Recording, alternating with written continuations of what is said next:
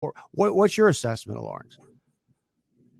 Trevor Lawrence is terrific. I mean, I think I'm old enough to have covered in his final year as a college football player, John Elway. And I think still that he's the best, most talented college quarterback that I've seen. I think Trevor Lawrence compares favorably. He can throw that 15-yard out while rolling right and throwing left like no one else I've ever seen.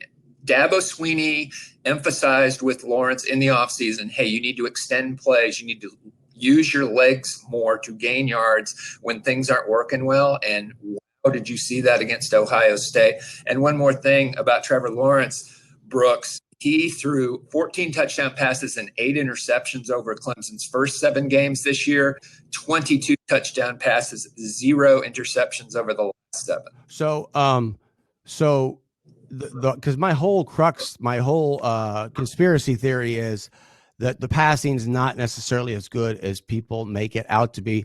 You're good with the passing, and you think it rises to the level of a Joe Burrow or a first overall, his passing.